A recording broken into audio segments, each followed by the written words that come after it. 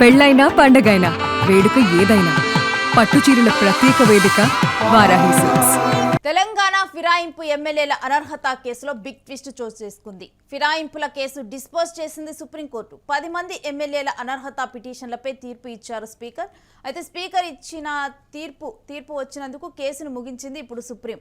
రేపటిలోగా తీర్పు కాపీలు 5 రోజుల్లో ఇతర డాక్యుమెంట్లను పిటిషన్లకు పంపించాలంటూ కూడా సుప్రీంకోర్టు పేర్కొన్నది. సుప్రీం తీర్పు త్వరగా ఇచ్చేలా చర్యలు తీసుకోవాలని గతంలో సుప్రీంను ఆశ్రయించారు బీఆర్ఎస్కి సంబంధించినటువంటి వారు.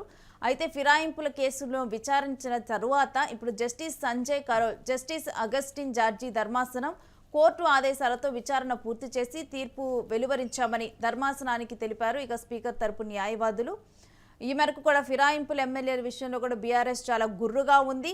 ఫిరాయింపుల ఎమ్మెల్యేల విషయంలో అట్లీస్ట్ దానం నాగేందర్, కడియం శ్రీహరి వీళ్ళిద్దరి విషయంలో అయినా కానీ వీళ్ళకి ప్రూఫ్స్ కూడా ఉన్నాయి కాబట్టి డెఫినెట్గా కూడా దీని మీద కోర్టు ఒక నిర్ణయం తీసుకుంటుందంటూ కూడా చాలా ఆశగా ఎదురు చూశారు. కానీ ఇది బీఆర్ఎస్కు చుక్కెదురైనట్లా మరి ఏంటి మరి దీన్ని బీఆర్ఎస్ ఎలా జీర్ణించుకుంటుంది? ఈ అంశంలో కూడా ఎప్పటికప్పుడు కూడా కోర్టుకు వెళ్తూ బీఆర్ఎస్ ఈ విషయంలో యాక్టివ్గా ఉంది. మరి ఈ క్రమంలో దీనికి సంబంధించిన డీటెయిల్స్ని మా ప్రతినిధి సతీష్ని అడిగి తెలుసుకుందాం. సతీష్, బీఆర్ఎస్ తమకి అనుకూలంగా తీర్పు వస్తుంది అని చెప్పి ఎదురు చూసింది. అయితే ఇప్పుడు చూస్తే గనక సుప్రీం అసలు పూర్తిగా డిస్మిస్ చేసింది. అప్డేట్స్ ఏంటి? ఎటువంటి వాదోపవాదనలు జరిగాయి? స్పీకర్ దగ్గర ఇచ్చినటువంటి వాంగ్మూలాలు ఏదైతే ఉన్నాయో వాటిని ఏ విధంగా కన్సిడర్ చేశారు? పూర్తి డీటెయిల్స్ ఏంటి?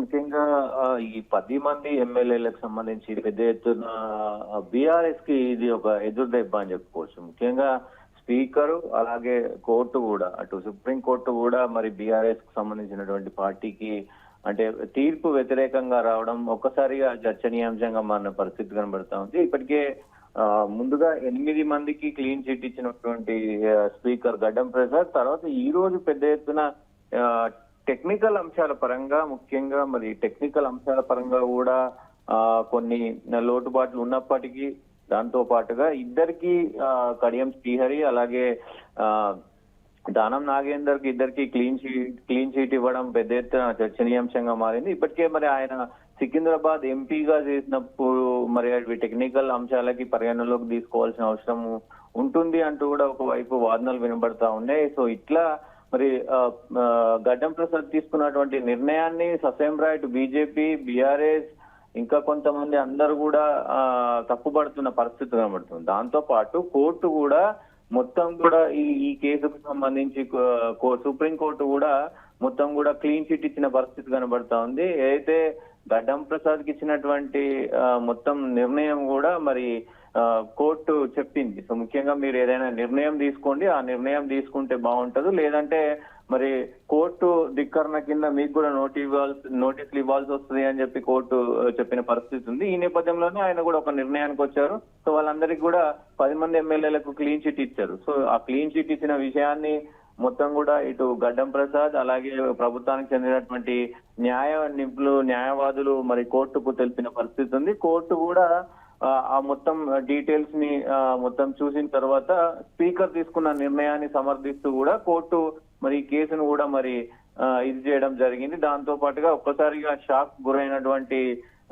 బీఆర్ఎస్ మొత్తం ఇటు బీజేపీకి సంబంధించినటువంటి నాయకులు కూడా మరి తర్జన భర్జనలో పడ్డారు. బీఆర్ఎస్ కి సంబంధించినటువంటి నాయకులు అంటే సతీష్, ఇప్పుడు దానం నాగేందర్ విషయం, కడియం శ్రీహరి విషయంలో కూడా క్లీన్ చిట్ రావడంతో కూడా ఇది డెఫినెట్ గా కూడా ఒకంత షాక్ కి గురి చేసిందా?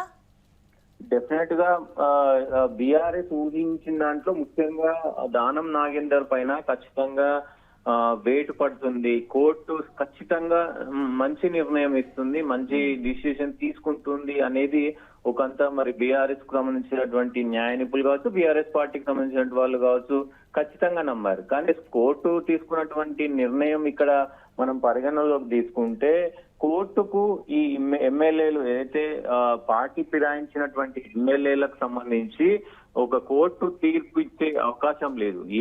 ఏ తీర్పు ఇచ్చినా ముఖ్యంగా స్పీకర్ ఏం చేస్తున్నారు, స్పీకర్ నిర్ణయం తీసుకోవాలా తీసుకోకూడదా అనేది చెప్తుంది తప్ప స్పీకర్ ఒకవేళ నిర్ణయం తీసుకుంటే ఆ కోర్టు ఈ విషయం ఏదైతే ఎమ్మెల్యేల ఫిరాయింపుకు సంబంధించి ఈ విషయం కోర్టు పరిధిలోకి రాదు కాబట్టి అధిష్టానాలు నిర్ణయం తీసుకోమని చెప్పే బాధ్యత ఉంటుంది తప్ప దీంట్లో ముఖ్యంగా మరి కోర్టుకు ఒక నిర్ణయం తీసుకునే ఇది లేదు కాబట్టి గతంలో కూడా స్పీకర్ నిర్ణయం తొందరగా తీసుకోవాలి, లేదు అని అంటే ఈ కోర్టు ధిక్కరణ కింద కేసు అవుతుంది అంటూ కూడా మరి గతంలో సుప్రీంకోర్టు వాదన వినిపించిన పరిస్థితి కనబడుతుంది. సో ఇవన్నీ చూసిన తర్వాత కూడా ఒకవైపు మొత్తం కూడా బీఆర్ఎస్ సంబంధించినటువంటి వాళ్ళు షాక్ అయిన పరిస్థితి ఉంది. దీంతో మరోమారు మరి ఈ 10 మంది ఎమ్మెల్యేల పైన మరోమారు సుప్రీంకోర్టులో మరి ఈసారి కేసీఆర్ మరి పిటిషన్ వేయనున్నారు అనేది కూడా తెలుస్తున్న పరిస్థితి కనబడుతోంది.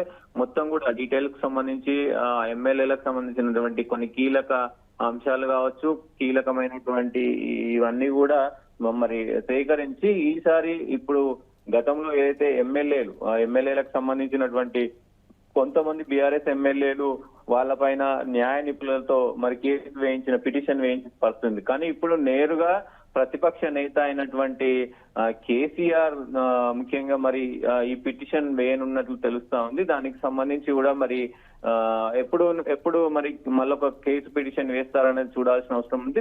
బీఆర్ఎస్ అయితే ఖచ్చితంగా దానం నాగేందర్ పైన, అలాగే కడియం శ్రీహరి పైన, అలాగే సంజయ్ పైన మరి ఖచ్చితంగా నిర్ణయం తీసుకునే పరిస్థితి కనబడతా ఉంది. కాబట్టి ఈసారి కేసీఆర్ ఒకవేళ పిటిషన్ వేస్తే గనక మరి ఎలా ఉండబోతుంది ఏంటి అనేది చూడాల్సిన అవసరం అయితే ఉంటది. నేను రైట్, స్టే విత్ సతీష్, మీ దగ్గర నుంచి మరిన్ని అప్డేట్స్ తీసుకుంటాం. ఇక రేపటిలోగా తీర్పు కాపీలు 5 రోజుల ఇతర డాక్యుమెంట్లను పిటిషనర్లకు పంపించాలంటూ కూడా సుప్రీంకోర్టు పేర్కొనడం జరిగింది. స్పీకర్ తీర్పు త్వరగా ఇచ్చేలా చర్యలు తీసుకోవాలంటూ కూడా గతంలో సుప్రీంను ఆశ్రయించినటువంటి బీఆర్ఎస్కు ఇక 5 రోజుల్లో కూడా నోటీసులు అయితే వెళ్లనున్నాయి. ఇటు ఫిరాయింపుల కేసును విచారణ జరిపిన తర్వాత సుప్రీం ఇచ్చినటువంటి తీర్పు మాత్రం బీఆర్ఎస్ను ఒకంత షాక్కి గురి చేసింది. మరొక వైపు క్లీన్ చిట్ రావడంతో కూడా పార్టీ ఫిరాయించినటువంటి ఎమ్మెల్యేల కేసులో కూడా వీళ్ళందరూ కూడా ఇప్పుడు సుప్రీం ఇచ్చినటువంటి తీర్పుతో ఆనందంగా ఉన్నారు.